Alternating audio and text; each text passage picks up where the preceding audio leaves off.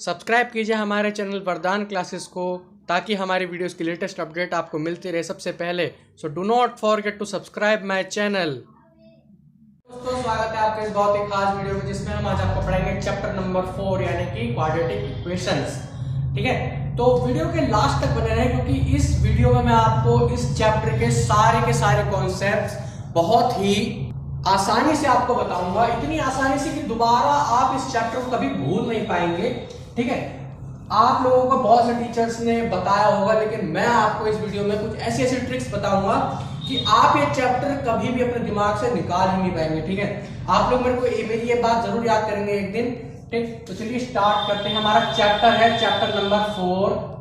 ठीक है, quadratic equation. ठीक, क्वाड्रेटिक इक्वेशन। सबसे पहले क्वाड्रेटिक जैसे कि मैंने आपको पॉलिनोमियल्स में पढ़ा रखा है। क्वाड्रेटिक का मतलब क्या होता है?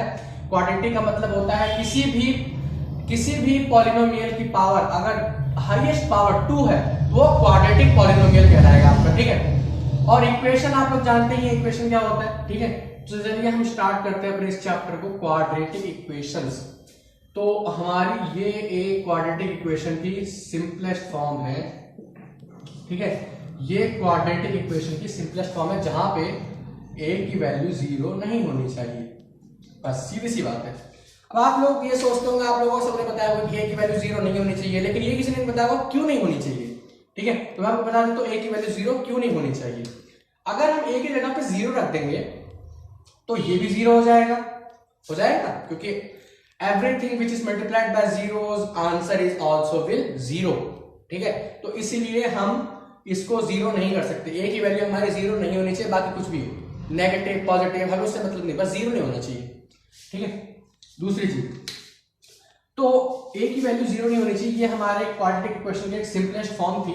ठीक है, अब ये एक रियल इक्वेशन है +10 = 0। ये रियल इक्वेशन है।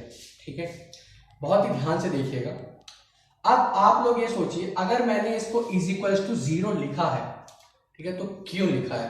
इसकी वजह है ये इक्वेशन किसी एक पर्टिकुलर नंबर से एक ना एक ऐसा कोई पर्टिकुलर नंबर जरूर होगा जो इस पूरी इक्वेशन को 0 पे इक्वल रख दे। ठीक है, तो जैसा कि आप लोगों ने पहले सेकंड चैप्टर में मैंने आपको पढ़ा रखा है, उसके लिंक मैं आपको डिस्क्रिप्शन बॉक्स में दे दूंगा, आप उसे जाकर देख लीजिएगा। ठीक है, उस चैप्टर में मैंने आपको जीरोस निकालने को बताया है। जीरोस का मतलब क्या होता है, जैसे कि मैंने आपको बता ही रखा है। जीरोस का मतलब ये होता है जो किसी भी इक्वेशन को या किसी भी पॉलिनोमियल को 0 कर दे, यानी कि 0 को इक्वल कर दे। तो अब हम इनके जीरोस निकालेंगे कैसे, वो हमें सीखना है। इसको इनके जीरोस निकालने के 3 तरीके हैं। कितने? 3 तरीके, जिसमें सबसे पहला तो है मिडल टर्म स्प्लिट। ठीक है, दूसरा तरीका है कंप्लीटिंग स्क्वायर। ठीक है, दूसरा तरीका है हमारा कंप्लीटिंग स्क्वायर करने का, और तीसरा तरीका है हमारा क्वाड्रेटिक फॉर्मूला से, जिसे हम हिंदी में श्रीधराचार्य भी कहते हैं। ठीक है, तो ये हमारे 3 तरीके हैं कि हम किसी भी क्वाड्रेटिक पॉलिनोमियल के जीरोस कैसे निकाल सकते हैं। ठीक है, तो हमें एक इक्वेशन दे रखी है x² + 7x + 10 = 0। ठीक है, ये हमें एक इक्वेशन दे रखी है, आप लोग जानते होंगे, बहुत ही आसान सी इक्वेशन है। अब हमने इसके रूट्स निकालने हैं। जैसे कि मैंने आपको 3 तरीके बताए हैं, तो मैं सबसे पहले आपको मिडल टर्म स्प्लिट करके बता देता हूँ। सबसे पहले हमारा मिडल टर्म स्प्लिट। ठीक है, पहले मिडल टर्म स्प्लिट में आप समझ गए होंगे, हमें बीच वाले टर्म को स्प्लिट करना है। किस तरीके से करना है कि इन दोनों का जब हम मल्टीपल करें तो 10 आए। हमें इस बीच वाले टर्म को इस तरीके से स्प्लिट करना है कि अगर x² का कोफिशिएंट और न्यूमेरिकल कांस्टेंट का कोफिशिएंट का मल्टीपल सेम है, यानी x² का कोफिशिएंट 1 है, न्यूमेरिकल कोफिशिएंट 10 है, यानी कि मल्टीप्लाई करने पे 10 आए और प्लस करने पे 7 आए, a + b = 7 आना चाहिए और a × b = 10 आना चाहिए। तो आप लोग सोचिए, अपने दिमाग में जरा सा जोर डालिए। ठीक है, बहुत ही आसान है। देखिए आप यहाँ पे बहुत ध्यान से, यहाँ पे हमारा आंसर आ जाएगा क्या आएगा यहाँ पे answer x square plus 5x plus 2x plus 10 is equal to 0। अब आप लोग सोच रहे होंगे मैंने आंसर निकाला कहाँ से। बहुत से बच्चे सोच रहे होंगे कि आप तो पहले सोच के लेके आए होंगे आंसर, ठीक है। तो ऐसा नहीं है, ऐसा नहीं है जैसा कि आप लोग सोच रहे हैं। मैं आपको बता देता हूँ कि मैंने किस तरीके से निकाला। आपको जब कभी भी हमें मल्टीपल में या प्लस में जो भी टर्म हमें चाहिए, हम उसका सबसे पहले एलसीएम ले लेंगे, ठीक है। एलसीएम कह लीजिए, एचसीएफ कह लीजिए, आपकी इच्छा। हमने इसका लिया तो हमारे पास दो टर्म्स आई। हमने देखा 2 + 5 7 होता है, 5 दूनी 10 होता है। यहाँ पर हमने सिंपलेस्ट निकाल लिया। और अगर आपको कभी इस तरीके से दे रखा हो कोई बड़ी टर्म, ठीक है, तो आप लोग उसका सबसे पहले एचसीएफ या एलसीएम निकाल लीजिए। वहां से आपको इनके टर्म्स की स्प्लिट करने का तरीका मिल जाएगा, ठीक है। इस तरीके से हम टर्म स्प्लिट निकाल सकते हैं। तो यहाँ से हमने x कॉमन ले लिया, यहाँ पे बचा हमारे पास x + 5। यहाँ से हमने 2 कॉमन ले लिया, यहाँ पे बचा हमारे पास x + 5। यहाँ पे कॉमन लेना आप लोग जानते होंगे, हमने इन दोनों में से x कॉमन ले लिया, इन दोनों में से हमने 2 कॉमन ले लिया, ठीक है। तो यहाँ पे हमारे पास बचा, अब हम x + 5 दो जगह पे, यहाँ से x + 5 हमने कॉमन ले लिया, ठीक है। x + 5 ले लिया कॉमन, बचा क्या हमारे पास x + 2, ठीक है। अब हमने इनको कंपेयर करना है।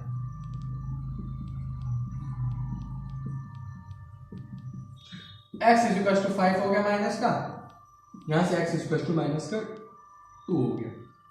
अब आप लोग देखिए, इन दो नंबरों के अलावा, आपको फिर कहता हूं, इन दो नंबरों के अलावा आप मुझे कोई तीसरा नंबर भी बता के दिखाइए जो इस इक्वेशन को 0 कर सके, ठीक है।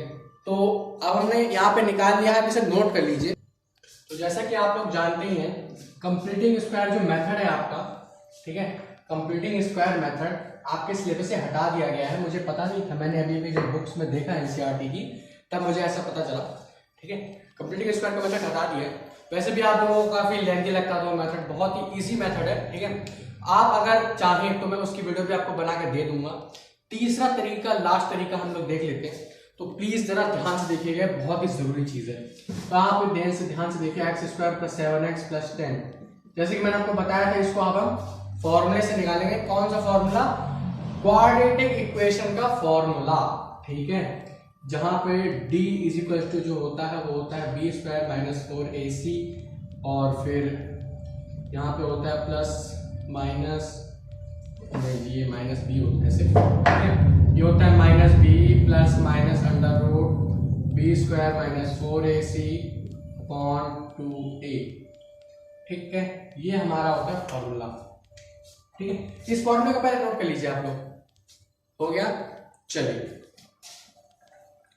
अब हम आपको कुछ रूल्स बता देते हैं। सबसे पहले आपने रूट्स तो निकाल लिए हैं इनके, ठीक है। अगर आप लोग के रूट्स नहीं निकल रहे तो क्यों नहीं निकल रहे हैं उसका रीजन मैं आपको बताता हूं। जो डिस्क्रिमिनेंट होता है यानी डी, ये जो डी मैंने निकाला है इसकी वैल्यू होती है b² - 4ac। आइए हम निकालते हैं b² - 4ac की।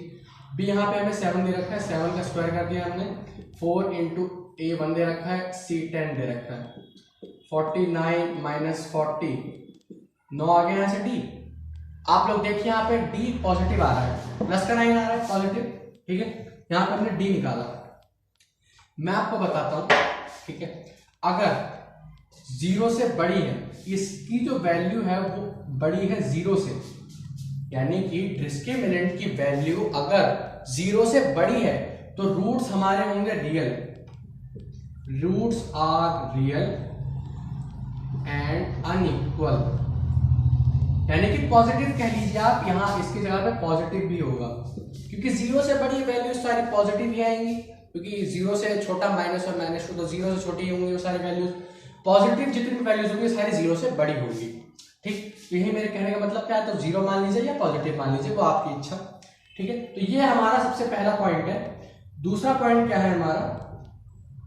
दूसरा पॉइंट है अगर d की वैल्यू b² - 4ac की वैल्यू 0 से छोटी है या नेगेटिव है तो हमारे रूट्स अनइक्वल होंगे। रूट्स ही निकलेंगे तो अनइक्वल इक्वल की बात ही यहाँ, ठीक है। तो रूट्स हमारे रियल नहीं होंगे, non real roots, non real roots, यानी कि जो हमारे रूट्स हैं वो रियल नहीं होंगे। रियल से यहाँ कहने का मतलब है कि आप लोग कितनी भी कोशिश कर लीजिए आपके रूट्स नहीं निकलेंगे। हाँ वो बात अलग है कि कोई 11th का बच्चा देख रहा है, उसने कॉम्प्लेक्स नंबर पढ़ रखा है तो कहेगा कि हाँ भाई तो गलत बता रहे हैं। मैं आपको बता दूं कि 11th में आप लोग पढ़ेंगे -√1 की वैल्यू। मैं आपको एक सवाल देते जा रहा हूँ, -√1 की वैल्यू अगर आप लोग में से कोई बता पाए, ठीक है, बस 11th वाले किसी से मत पूछेगा, या अपने से जो 11th में 12th में उनको तो जरूरी पता होगा।